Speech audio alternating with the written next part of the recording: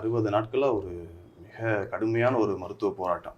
இதில் என்ன வியக்க வேண்டிய ஒரு விஷயம், எங்களை ரொம்ப கவர்ந்த ஒரு விஷயம் என்னன்னா, அந்த ஐசியூக்குள்ளே போகும்போது முக்கியமான உறவுகளை கூட அவளுக்கு வந்து அடையாளம் காண முடியல. சுயநினைவு வந்து ரொம்ப குறைவாக இருக்குது. கை கால்கள் செயல்பு வந்து அதிகமாக இருக்குது. அந்த அளவுக்கு அதிகமாக செயல்படலை கைகளும் கால்களும். டாக்டர் கேட்குறாரு, நீங்கள் எங்கே இருக்கீங்க அப்படின்னு கேட்கும்போது வீட்டில் இருக்கேன் அப்படின்னு சொல்கிறாப்புல. ஐசியூவில் இருக்கும்போது அந்த அளவுக்கு எங்கே இருக்கும் கூட தெரியல.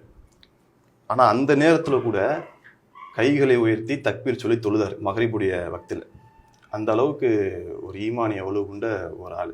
அது என்ன நமக்கு வியப்புனா, தன்னைத்தானே மறந்த ஒரு இதயம், உற்றார் உறவினர்களை மறந்த ஒரு இதயம், அந்த நேரத்தில் கூட இறைவனை மறக்கலை, தொழுதுகிட்டு இருந்தார் அப்படின்ற போது. அப்போ வந்து ஒரு மருத்துவர் வந்து கிட்ட போய் அடுத்த நாள் போய் பாக்கர் சார் அப்படின்னு கூப்பிடும் பொழுது, அவர் வந்து பாக்கர் சார் கூப்பிட்டதுக்கு ரெஸ்பாண்ட் பண்ணலை. மாறுதலாக வந்து என்னமோ சொல்லிக்கிட்டு இருக்காரு, மெதுவாக வாய்க்குள்ளேயே சொல்லிக்கிட்டு இருக்காரு. அப்போ வந்து அவர் மருத்துவர் என்ன பண்ணியிருக்காரு, இவர் என்ன சொல்கிறாரு அப்படின்னு சொல்லிட்டு போய் காது வச்சு கேட்கும்போது, சுபஹானல்லாஹ் அல்ஹம்துலில்லாஹ் அப்படின்னு சொல்லி திக்ர் அப்படின்னு சொல்லுவாங்க மார்க்கத்தில். அந்த திக்கரை சொல்லிக்கிட்டு இருந்தாரு அப்படின்னு சொல்லிட்டு எங்கள்கிட்ட சொல்கிறாங்க. அவர் இறைவன் மீது ஆணியாக எங்களிடம் சொன்ன வார்த்தை என்ன சொன்னார்னா, இத்தனை ஆண்டு காலத்தில் எவ்வளவோ பேஷண்ட்ஸை பார்த்துருக்கேன் நான் ஐசியூவில், இவரை மாதிரி ஒரு பேஷண்ட் நான் பார்த்ததே கிடையாது சொல்லிட்டு சொல்கிறேன். எனக்கு அப்படியே உடல்லாம் புல்லரிச்சிருச்சு. அந்த நேரத்தில் கூட சுபஹானல்லாஹ் அல்ஹம்துலில்லாஹ் ஒரு மனுஷன் சொல்கிறாருன்னா எந்த அளவுக்கு அவரோட ஈமானிய வலு இருக்க வேண்டும் அப்படின்னு அவர் சொன்னார். அடிக்கடி இப்போ கடந்த ஒரு 1.5 வருடமாகவே வந்து அடிக்கடி மருத்துவமனைக்கு போக வேண்டிய நிலைமை, அடிக்கடி ஐசியூக்கு போக வேண்டிய நிலைமை.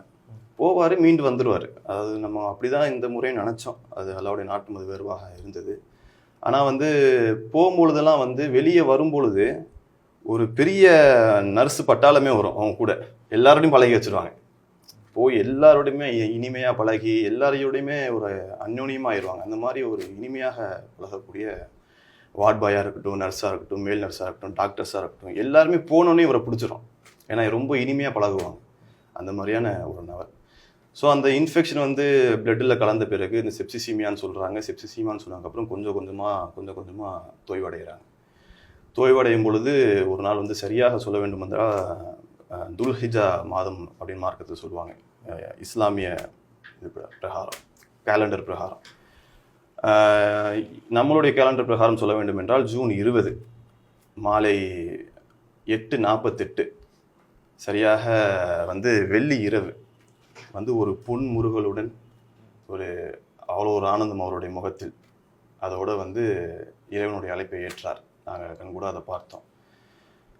இதில் வந்து மார்க்க ரீதியாக இன்றைக்கி இவ்வளோ ஒரு நல்ல மனிதரை இழந்துமே இவ்வளோ ஒரு பெரிய தாக்கம் இல்லாமல் இவ்வளோ தூரம் உட்காந்து பேச முடியுதுன்னா அதுக்கு முக்கிய காரணம் என்னென்னா, அவரை எங்களை வார்த்தெடுத்த விதம். எதையுமே ஒரு மார்க்க ரீதியாக பார்க்கக்கூடிய அந்த பண்பு எங்களுக்கு அவர் சொல்லிக் கொடுத்தது.